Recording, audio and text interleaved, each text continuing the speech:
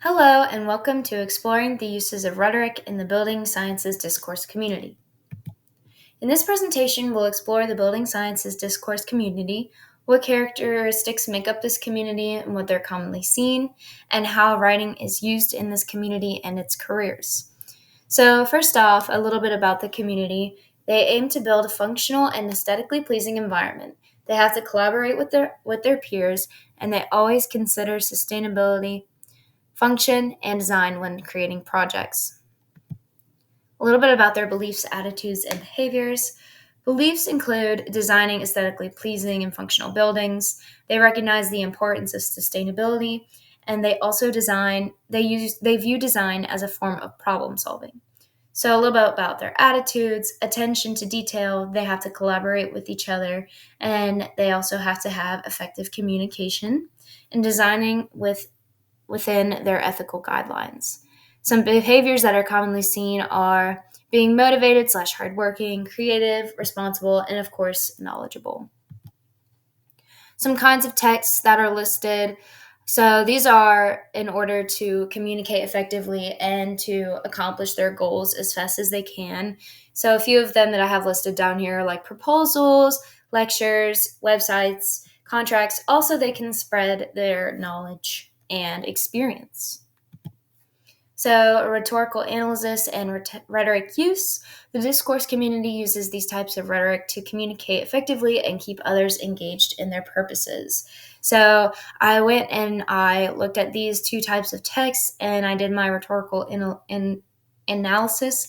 And the examples that I saw were like narrative, lexis, personal experience was also a big one.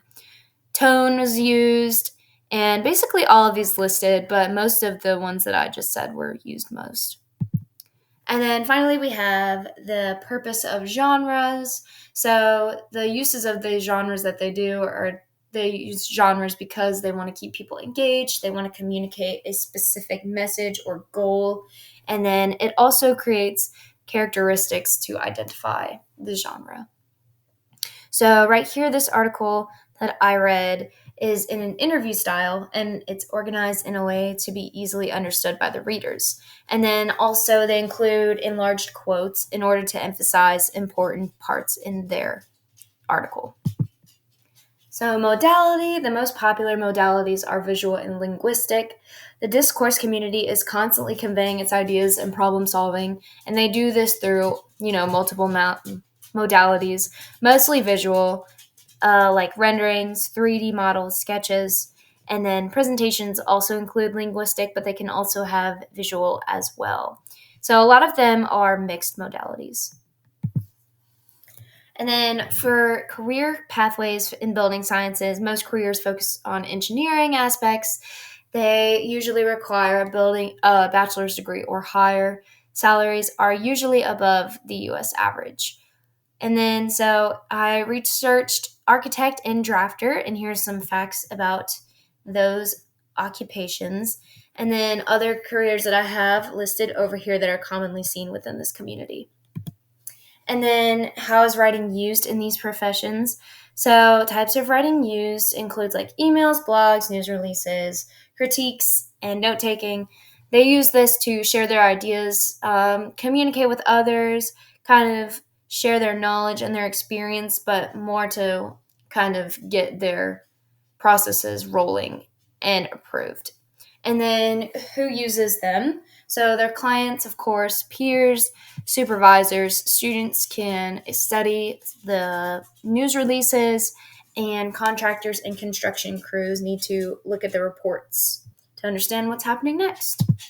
And then finally, in our conclusion, what do all these characteristics mean? They create an identity, it allows outsiders to understand how they communicate, and it establishes expectations and what's commonly seen in this community.